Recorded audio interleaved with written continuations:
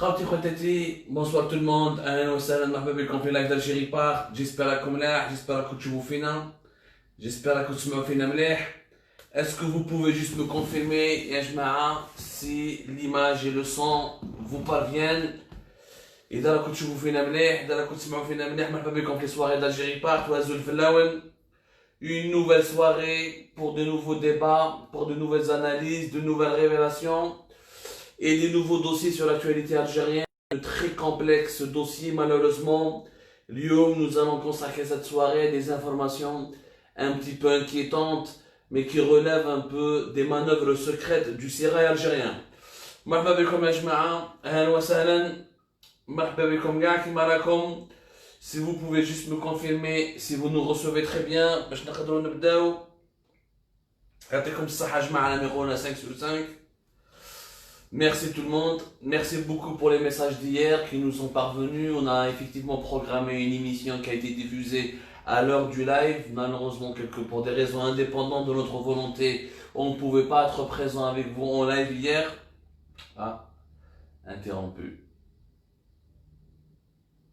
Ah non, l'audio interrompu.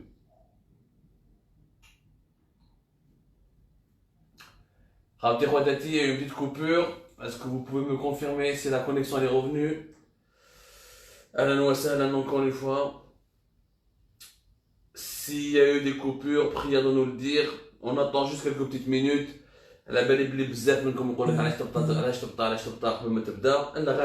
on est en train d'essayer pour que tout le monde monte dans le train, pour que tout le monde puisse prendre le train avec nous. Rona Hamid, marhaba bik. Merci Khoya Faïd. يعطيكم الصحة يا جماعة, أهلا وسهلا. حكيم Monte Cristo, j'adore. Monte Cristo, laissez-moi voir Monte Cristo, j'adore Alexandre Dumas.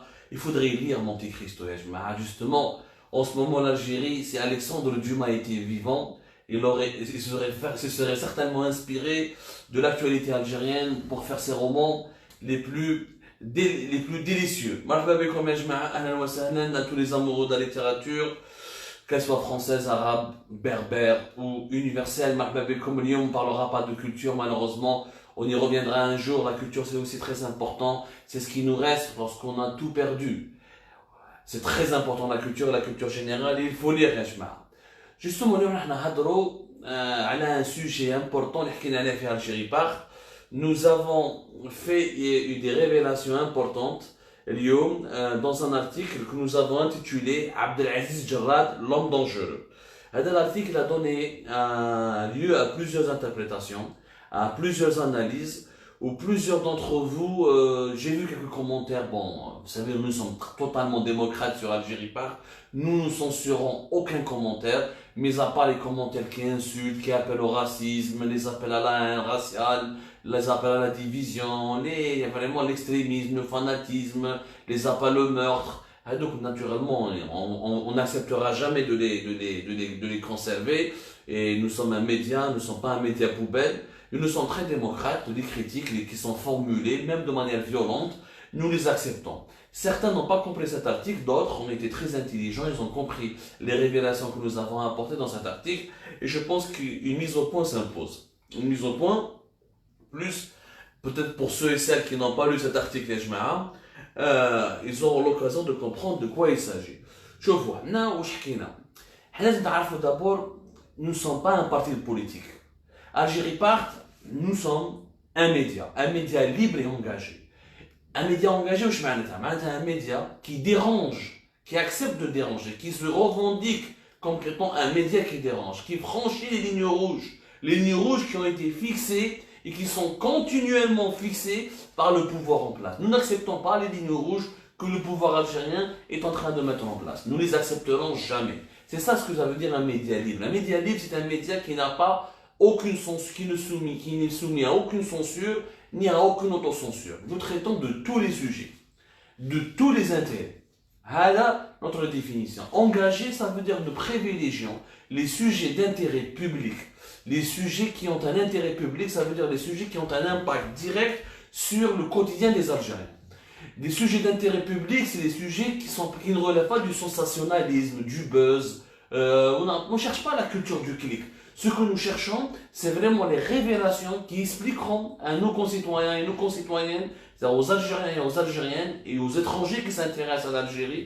L'Algérie n'est une idée qui est universelle aussi. Il y a beaucoup d'amis de l'Algérie, il y a beaucoup de passionnés de l'Algérie, il y a beaucoup d'étrangers qui s'intéressent à l'Algérie et qui veulent comprendre qu'est-ce qui se passe en Algérie parce qu'ils ont séjourné en Algérie, ils ont investi en Algérie, ils sont mariés avec des Algériens ou des Algériennes, où ils ont un coup de cœur pour la culture algérienne. Nous voulons, à travers nos révélations, leur expliquer le fonctionnement le plus secret, avec les détails les plus concrets et les plus fiables du pouvoir algérien. Le fonctionnement le plus secret. Ce qui fait le fonctionnement d'un régime et d'un État, tu peux comprendre réellement la situation sanitaire, ou la sociale, ou la culturelle, ou la économique et surtout politique qui prévaut dans cet État.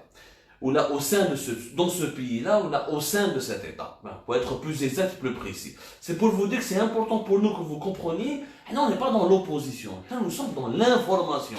Engagée et sincère, et qui n'est pas là, qui ne veut pas se soumettre à des lignes rouges. L'article هذاك درناه على جراد. واش قلنا؟ C'est quoi les informations les plus importantes لازم تعرفوهم؟ Récemment, il y a des rumeurs. Des rumeurs par des chapelles, qu'il y a des chapelles médiatiques en Algérie qui essaient de faire de la désinformation. On essaie à chaque fois de manipuler les Algériens en leur faisant croire, attention, le changement arrive. Il va y avoir des changements. Il va y avoir un remaniement gouvernemental. Juste après le référendum sur la nouvelle constitution du 1er novembre, Tebboune va changer le gouvernement, va changer de premier ministre, il y aura un changement radical. On vend des rêves. Vous savez, en Algérie, depuis 30 ans, même plus, depuis 40 ans, voire depuis l'indépendance, disons que cette tendance s'est aggravée davantage durant ces 20 dernières années. Jusqu'à aujourd'hui, on ne cesse pas de vendre du rêve et des rumeurs, et on ne cesse pas de promettre monts et merveilles aux Algériens, et finalement tout ça c'est de la désinformation. La vérité elle est quoi? C'est que oui, il y a un remaniement gouvernemental qui est à l'actualité, qui est à l'ordre du jour, voilà, qui fait l'objet de l'actualité, ou qui alimente l'actualité, mais qui est à l'ordre du jour. Il y a un remaniement qui est à l'ordre du jour. ولكن هذا remaniement ne concerne pas Abdelaziz Jarrad. الناس ما يفهمها باللي عبد العزيز جراد اليوم il n'est pas sur un siège éjectable. Malheureusement, je vous le dis malheureusement, vous allez comprendre pourquoi. Abdelaziz Jarrad, il est devenu aujourd'hui l'un des trois éléments, l'un des trois piliers du régime algérien. C'est quoi les trois piliers du régime algérien تاع اليوم؟ اللي قايد صالح مات، وسيني بوعزة دخل الحبس، beaucoup de changements au sein de l'institution militaire, beaucoup de changements au sein de la présidence. Quels sont les piliers du régime algérien تاع اليوم؟ Les piliers du régime algérien, c'est trois personnes. Ça tourne autour de trois personnes, trois pôles. Le pôle numéro 1, c'est Chengriha Saïd Chengriha, le nouveau chef d'état-major, qui a été régularisé et permanisé au mois de juillet, et qui est en train de tisser son réseau au sein de l'armée pour tourner la page Gaïd Salah. 2, c'est Abdelmajid Tebboune, président de la République, qui finalement, après la disparition et la chute de Wassini Bouazza au 15-16 avril dernier, il a pris son pouvoir, il a vraiment agrandi ses prérogatives, et avec une alliance gagnante finalement avec Chengriha, malgré les appréhensions et les craintes qu'il y a entre les deux hommes. Au troisième pôle, c'est Abdelaziz Jarrad. علاش Abdelaziz Jarrad est devenu un pôle important تاع اليوم؟ باش ما يكذبوش عليكم الناس يقول لكم لا باسكو في الجزائر عندنا واحد الهضره سمحوا لي عبد العزيز جراد ما كان والو شغل نعجه دار تكرون شغل خروف هم يخدموا به شغل خضره فوق طعام نو عبد العزيز جراد aujourd'hui ما راهوش خضره فوق طعام عبد العزيز جراد aujourd'hui il est monté en puissance depuis le mois de janvier. Il est monté énormément en puissance parce que Tebboune lui a concédé tous les dossiers économiques et financiers, notamment tous les dossiers économiques et financiers de Abdelaziz Jarrad. Tebboune, il est obsédé depuis la chute de Wassini Bouazza. Avant, il était obsédé par l'armée et comment se débarrasser de Wassini Bouazza, qui voulait sa peau, qui voulait clairement l'empêcher de devenir président et qui continuait à représenter pour lui une véritable menace. C'était le symbole du Coran Oti Tebboune au sein de l'institution militaire. Ratah Wassini Bouazza, la deuxième obsession de Tebboune, c'est comment avoir une légitimité politique. Parce que Tebboune, qui est déjà le 12 décembre 2019, déjà dans des conditions que tu vous fais, à travers un scrutin électoral auquel les Algériens n'ont pas du tout participé. Déjà, les Algériens le 19 décembre, il y a eu des millions de gens dans la rue. Président, c'était le président d'une minorité.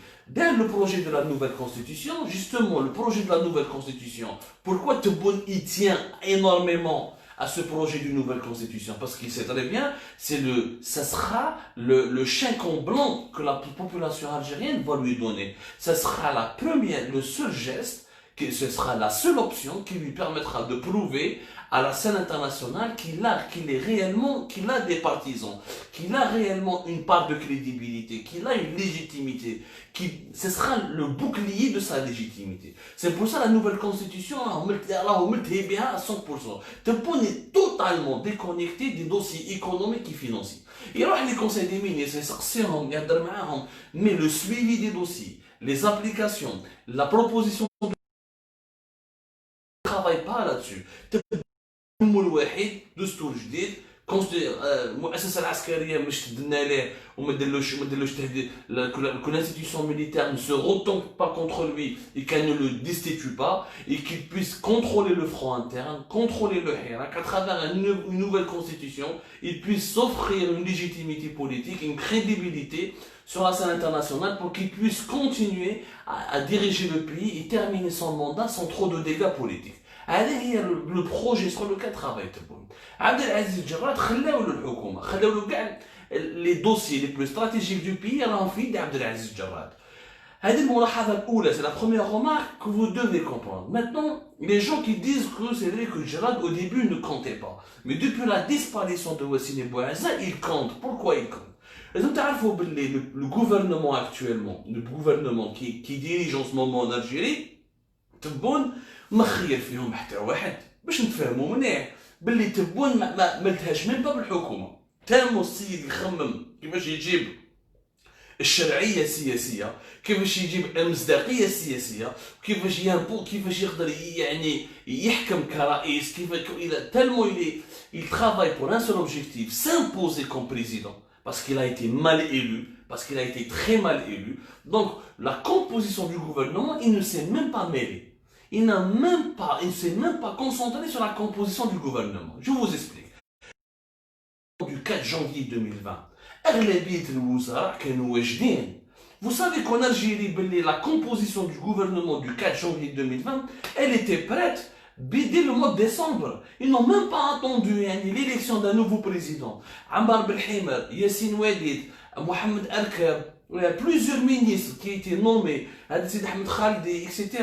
Plusieurs ministres, la liste de ces ministres était déjà prête avant même l'élection présidentielle.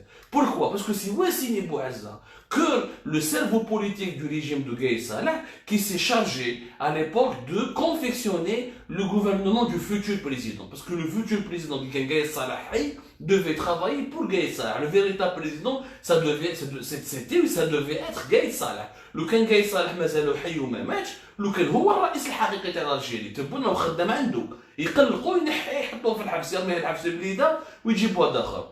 جاي صالح a fait des élections présidentielles le 12 décembre juste pour maintenir les formes et éviter des sanctions internationales pour des histoires de coup d'état et pour assurer une sorte de légalité formelle.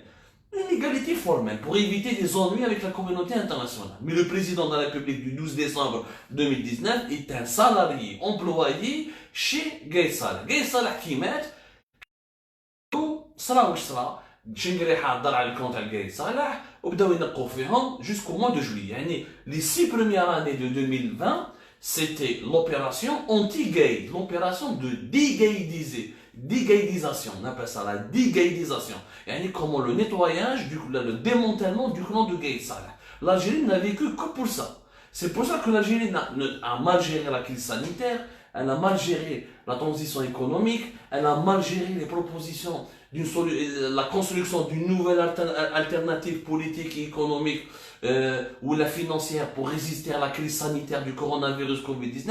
C'est pour ça que tout a été bâclé en Algérie et que nous avions l'impression que le pays n'était même pas géré parce que les décideurs étaient préoccupés par d'autres enjeux politiques qui sont beaucoup, à leurs yeux, qui sont beaucoup plus importants que la stabilité ou l'avenir du pays.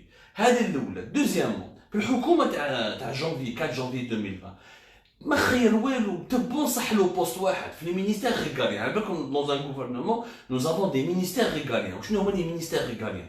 مينيستير دو لا جوستيس، مينيستير دو لانتيريور، مينيستير دي زافير ايترونجير، مينيستير دو لينيرجي. هادو هما لي مينيستير ريغاليان، سيدير لي بوست مينيستيريال ماجور. في لي مينيستير ريغاليان تبون نحط واحد صاحبو برك هو رابح بالجود.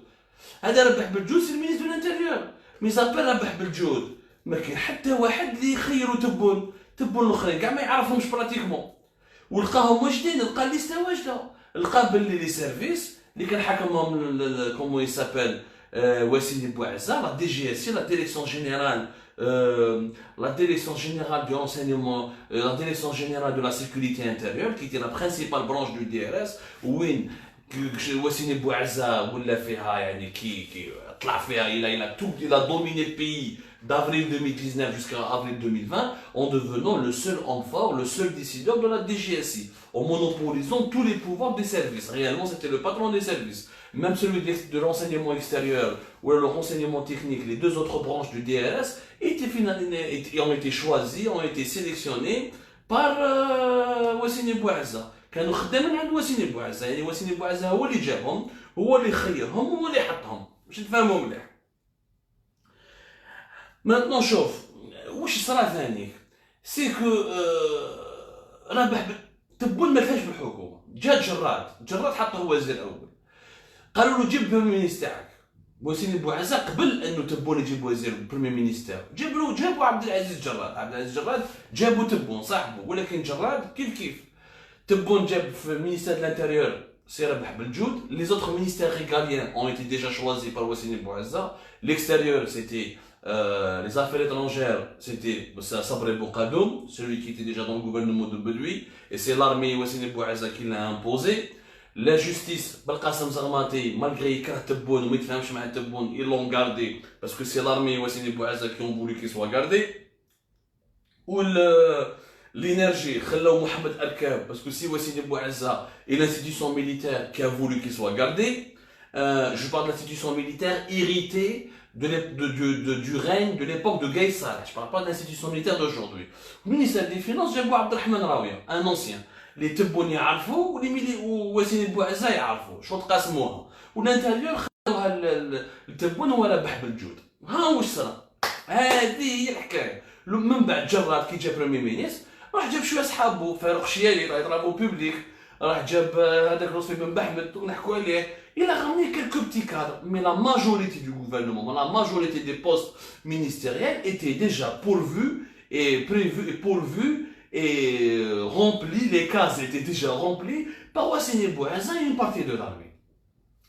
Le deuxième gouvernement du 23-24 juin, هنا تبدلت الامور. 23-24 juin تبون راح جاب quelques-uns كيما عبد المجيد عطار حطوا في الانرجي، اركب بدلوا. Il a ramené quelques-uns, mais le reste, mis à part عبد المجيد عطار, c'est pratiquement c'est عبد العزيز جراد اللي جاب صحابه.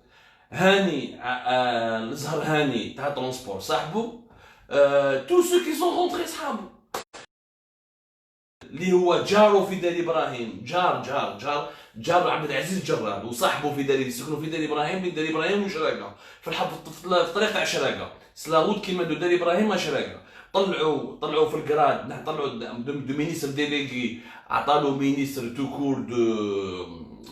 تو كور de l'industrie pharmaceutique. نحاو تاع لي فينانس عبد الرحمن راويه باسكو ما تفاهموش معاه، il était en train de leur faire des rapports très sinistres et très inquiétants sur la situation financière du pays. ما تفاهموش معاه حاوزوه وجابوا ايمن بن عبد الرحمن qui était gouverneur de la Banque d'Algérie.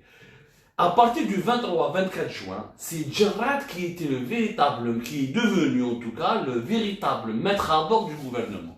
Tous les dossiers techniques, économiques et sociaux ولا financiers, c'est Djerrad qui les étudie. تبون لا غير بالمشاكل السياسيه، الحراك، كيفاش نحبسوا الحراك، كيفاش الشعب يدخل لدارو، وكيفاش نديروا دستور جديد. هذه لا سيتوياسيون واش ولدت.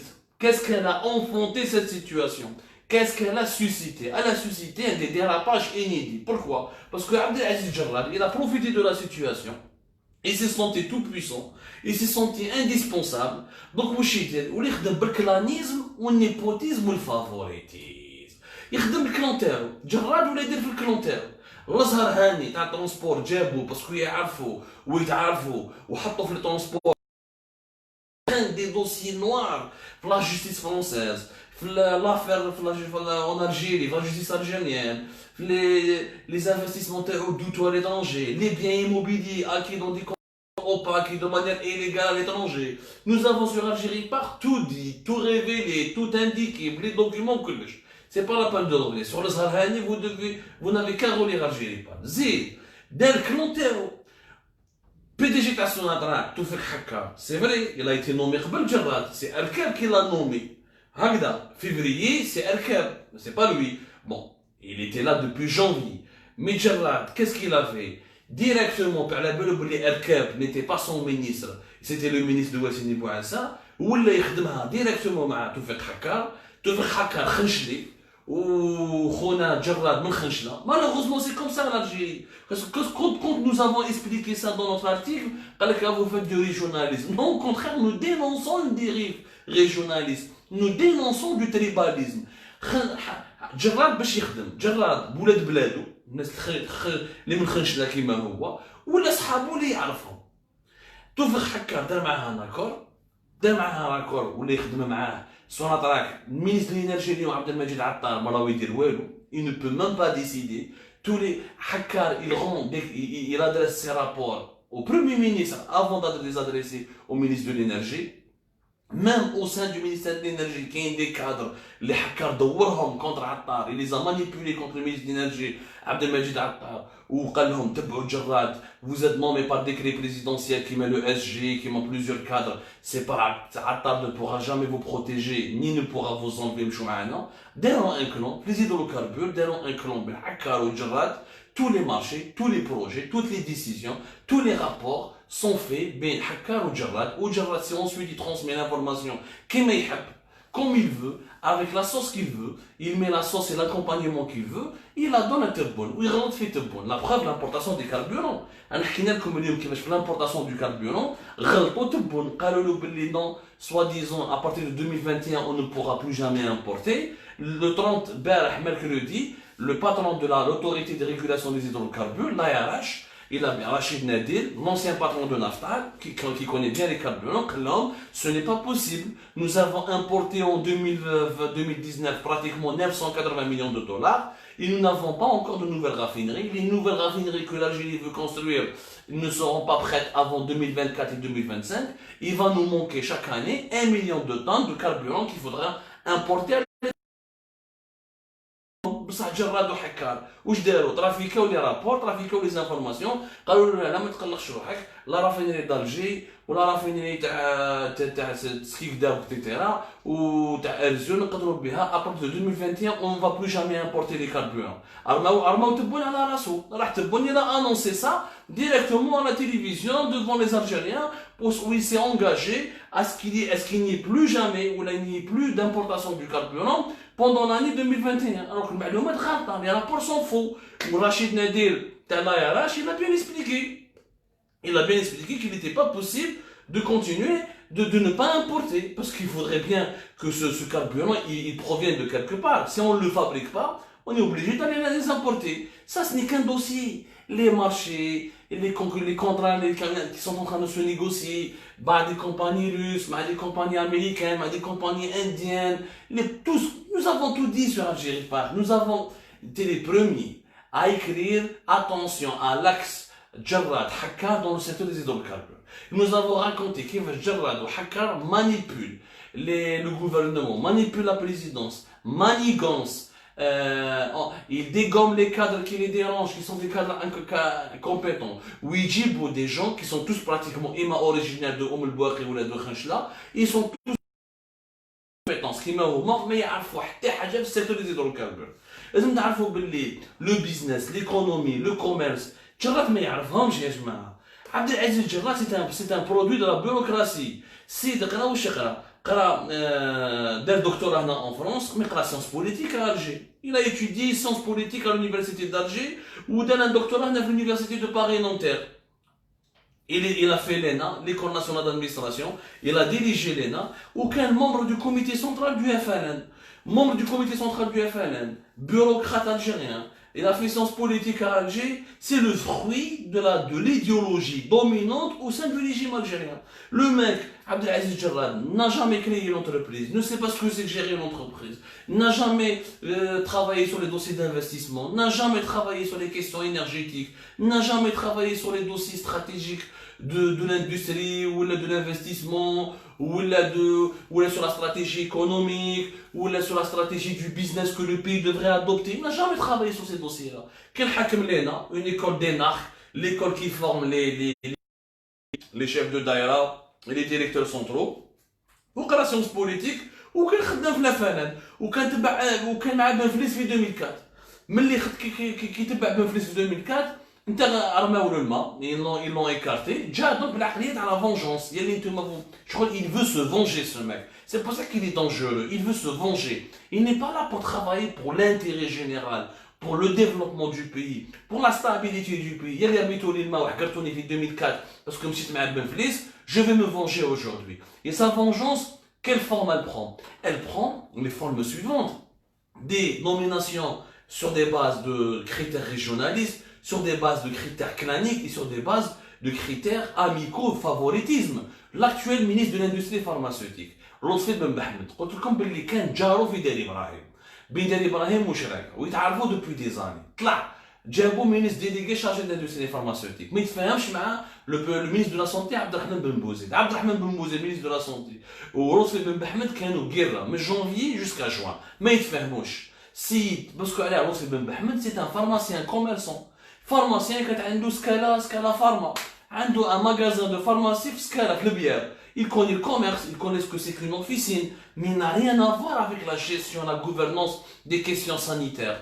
Peut-être qu'il est sympathique sur le plan humain, peut-être qu'il est intéressant sur le plan humain, mais sur le plan des compétences, la preuve que واش يصرى من بعد طلعوه عبد العزيز جراد باش ما يحاوزوش عبد الرحمن بن بوزيد باسكو ماشي هو اللي جابوه عبد الرحمن بن بوزيد كيما بن قاسم زغماطي ماشي هو اللي جابوه كيما اركاب ماشي هما اللي جابوه اركاب نحاولوا لينيرجي حطوه في اليمين وعبد الرحمن بن بوزيد داروا المينيستير داندستري داروا المينيستير de l'industrie pharmaceutique ولطفي بن محمد عطاو له كاع لي بريروغاتيف on lui a donné tous les prérogatives la preuve qu'on lui a donné tous les prérogatives on lui a même donné une agence sanitaire qui est chargée du contrôle du médicament et des produits pharmaceutiques, on l'a donné au ministère qui est chargé de l'industrie pharmaceutique. Ça n'existe nulle part au monde. Dans tous les pays du monde, le contrôle et de la conformité des produits pharmaceutiques ou des médicaments relève de la responsabilité du ministère de la Santé. Parce que contrôler les médicaments, les traitements médicaux, contrôler leur conformité, leur efficacité, les normes, est-ce qu'ils sont respectueux ou des normes de santé publique, ça relève encore une fois de la responsabilité du ministère de la Santé. Mais parce que c'est un enjeu d'intérêt général. Il ne faut pas qu'il y ait des conflits d'intérêts. Les médicaments, les médicaments, mais le médecin, le spécialiste qui doit veiller, qui doit contrôler l'efficacité de ce médicament et pour savoir est-ce qu'il n'y a pas un danger ou là. Cet agence, ça s'appelle l'ANPP. L'ANPP, dès un décret. La gravité, je vous raconte ça pour vous mesurer la gravité de ce qui se passe en Algérie. Il y a par favoritisme, par clanisme, ce qu'on peut faire en Algérie. Et on peut faire des choses très dangereuses malheureusement. Je veux dire, dans la loi de 18-11 du 2 juillet 2018, la loi 18-11 du 2 juillet 2018 relative à la santé, la fameuse loi sur la santé qui a été adoptée le 2 juillet 2018. Jarrad, il a imposé le changement de plusieurs de ces amendements. Les amendements, pourquoi? Pour donner des prérogatives au ministère de la Santé ou au ministère de l'Industrie pharmaceutique qui a par exemple, l'inspection des entreprises pharmaceutiques, la définition de la liste des produits pharmaceutiques, les équipements nécessaires, هادو كاع لي بريروغاتيف كاع الصلاحيات هادو نحاهم من عند عبد العزيز بن بوزيد ومدهم لصاحبو جارو لطفي بن محمد زيد راح بعيد لو بروبليم c'est que l'agence nationale des produits pharmaceutiques a été enlevée du ministère de la Santé et placée sous l'autorité de Lotfi Ben Bahmed. Lotfi Ben Bahmed, il est commerçant, il a des relations avec les businessmen, il est là pour soutenir des projets de businessmen. Ça veut dire que si demain il veut aider un homme d'affaires, ou là il veut aider une société étrangère, ou là il veut aider un investisseur dans le domaine de la dans le domaine des produits pharmaceutiques, l'agence nationale des produits pharmaceutiques, elle est sous sa main. Elle travaille. Il peut donner la conformité et tous les tests de conformité ou les tests d'enregistrement ou les autorisations de mise sur le marché d'un médicament, d'un traitement médical comme il le veut. Il est juge et partie. Il est à la fois en train de soutenir l'investissement de l'industrie pharmaceutique et c'est lui qui donne toutes les autorisations légales sur la conformité des médicaments et sur les autorisations nécessaires pour commercialiser un produit pharmaceutique ou un médicament. C'est dangereux. Ni aux États-Unis, même aux États-Unis, le pays le plus libéral du monde, il y a une agence, l'agence qui contrôle les produits pharmaceutiques, elle est totalement indépendante du lobby pharmaceutique ou de l'industrie pharmaceutique. Elle relève directement de l'équivalent du ministère de la Santé aux États-Unis, d'un département qui est l'équivalent de notre ministère de la Santé. En France, la même chose. En France, l'Agence nationale de la sécurité du médicament et des produits de la santé, qui est un établissement placé sous la tutelle du ministère de la Santé. Aux États-Unis, la Food and Drug Administration. C'est l'agence américaine des produits alimentaires et médicamenteux. Elle est dépendante du département de la santé et des services sociaux des États-Unis. Mais qu'est-ce que l'agence qui contrôle ces produits pharmaceutiques et ces médicaments à un ministère qui est géré par un homme d'affaires, un commerçant, un ancien commerçant qui a des intérêts troublants, nous l'avons démontré on a expliqué, nous sommes le seul média en Algérie qui a enquêté sur l'Osfi Ben Bahmed. L'affaire, elle est test Vital Care, attendons les autorisations, attendons les aides, attendons les facilitations parce que les propriétaires de Vital Care, les internes de Babali, qui ont des anciens clients, l'Osfi Ben Bahmed, où les tests, c'est des tests qui sont même pas fiables, ils n'ont même pas été validés ni par l'ANPP, ou là par l'Institut Pasteur, ou là par un autre organisme indépendant, ou là étatique. C'est pour ça que l'Osfi Ben Bahmed, il a voulu reprendre l'ANPP, les droits d'enregistrement, les autorisations de mise sur le marché, les accords de conformité, ou tout ce qui est nécessaire pour prouver qu'un médicament n'est pas mauvais pour la santé humaine. Ou les businessmen, on fait du business sur le dos de la santé des Algériens. C'est hyper dangereux, ces décisions. Et ces décisions par Abdelaziz Jarrad qui veut satisfaire son clan, qui veut satisfaire ses amis, qui veut récompenser les gens qui sont membres de son clan et qui veut fonder un clan puissant pour prendre toutes les affaires de l'Algérie entre ses mains. Et pendant ce temps-là, تبون راهو يذهب الدستور، شنقريحة راهو يذهب المؤسسة العسكرية، وجراد راهو داير راهو في لي زافير. هاي لك حقيقة الأمور واش راهو صار اليوم في الجزائر. C'est ça ce qui est en train de se passer en ce moment en Algérie. Et tout ce que nous racontons est une pure vérité.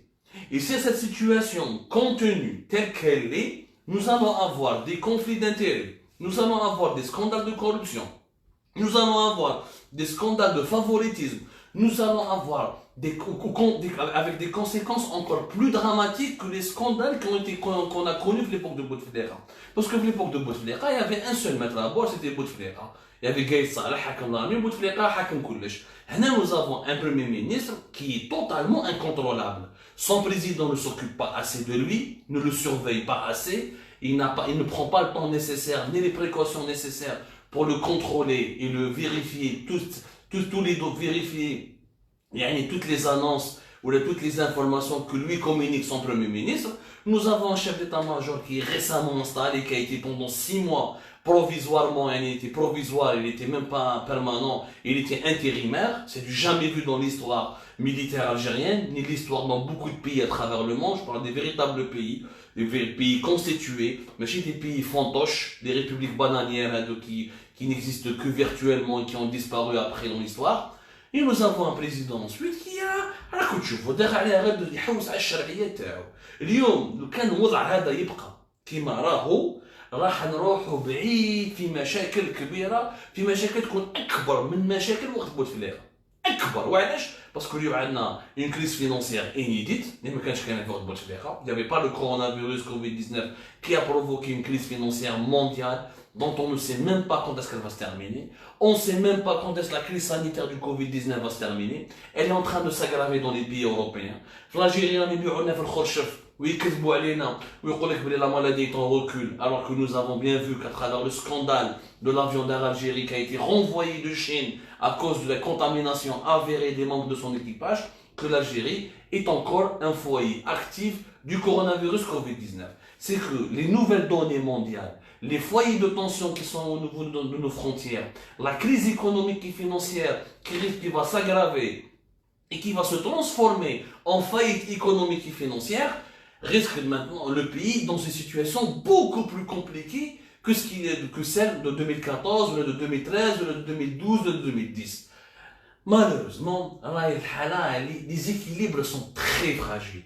Et je crois qu'il y a un bâtiment, au moindre secousse, un petit séisme de 2, sur l'échelle de Richter, le pire dans tout ça, pour terminer en guise de conclusion, Jarrad, Tebboune ou Shengriha, دايرين في بالهم باللي tout va bien. راهم مستقنعين باللي tout va bien. Ils se remettent pas en cause. Jarrad qui تحكي معاه يقول لك لا راني مليح وصحابي خدامين l'Algérie va mieux, nous dépensons moins, nous gérons bien l'économie, nous n'allons pas vers la faillite, nous allons réguler, ils sont convaincus que ce qu'ils sont en train de faire, les mauvaises décisions qu'ils sont en train de prendre, avec toutes les conséquences dramatiques que les Algériens sont en train de subir maintenant, pas d'accompagnement, pas de mesures de soutien financier pour les entreprises algériennes qui souffrent des conséquences de la crise du coronavirus Covid-19, les suppressions d'emplois énormes, des sociétés qui ferment, cherté de la vie qui a explosé, un pays qui ne contrôle pas la situation sanitaire où il n'y a même pas des tests de dépistage PCR, des frontières fermées, rentrée scolaire avec aucun agenda précis. On avait vu 9,5 millions d'Algériens, d'enfants algériens qui sont pas en train d'étudier, qui ne reçoivent aucune instruction et qui sont abandonnés dans leur foyer ou là dans les rues. La situation, elle est dramatique. Aujourd'hui, celui qui te dit que non, la situation n'est pas dramatique, il met Adam Hboul, il met Shab Zarnadjia. Et donc, il tableau. Pour eux, tout va bien. Mais il t'attaque, tout les hagda. هذا الشنقريحة تبون والجراد في بالهم باللي tout va bien, ils sont en train vraiment de bien gérer les choses. Parce qu'ils sont aveuglés par leur certitude. Et cet aveuglement nous rappelle exactement l'aveuglement du clan Bouteflika en 2018 ou 2019. Saïd Bouteflika, janvier 2019, février 2019, le 5e mandat, il était aveuglé. Il croyait réellement que le 5e mandat va passer quoi qu'il arrive. Dès le Fibelo, mais qu'est-ce que je fais 5e mandat ou l'Algérie. Attention aux certitudes. Ouassine Bouazza, il avait des certitudes, باللي خلاص هو راح يولي جنرال توفيق جديد. قي صالح عطالو لي سيرفيس، خدم المخابرات، نقع كاع المخابرات، جاب صحابو، جاب جماعته، ليكستيريور يمشي معاه، l'enseignement technique, يمشي تحت يده, il se pensait très puissant. Et ben, à la fin, ces certitudes l'ont emmené vers où? Vers la chute. Et maintenant, il a chuté, il se retrouve à la prison de Blida. Malheureusement, l'aveuglement et la culture de certitude et la dépendance vis-à-vis des certitudes de quelques dirigeants est une maladie qui est en train de ronger encore de l'intérieur le régime algérien. Et les certitudes de Tebboune et de Djabbar et de Shengriha, comme les certitudes de Ouassine Bouazza et de Saïd Bouteflika et de ses amis, lorsqu'ils ont lancé le 5e mandat, c'est exactement les mêmes traits caractéristiques. Malheureusement, les mêmes erreurs sont reproduites. Et comme vous savez, la théorie scientifique, ce qu'elle dit, les mêmes causes produisent les mêmes effets.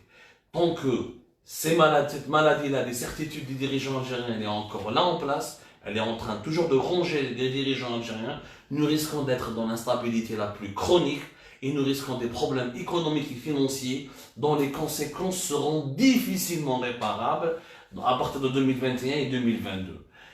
Il est temps de se serrer la ceinture dès maintenant et de réparer ces erreurs. Alors, merci de nous avoir suivis. Allah ykonfi'ankum. Je vous remercie de m'avoir suivi. Merci d'avoir veillé avec nous. Si vous avez des questions, des suggestions, des remarques et des critiques, n'hésitez pas à nous les faire parvenir sur l'ensemble des plateformes d'Algérie Part. D'ici là, bonne nuit. À demain, Inch'Allah.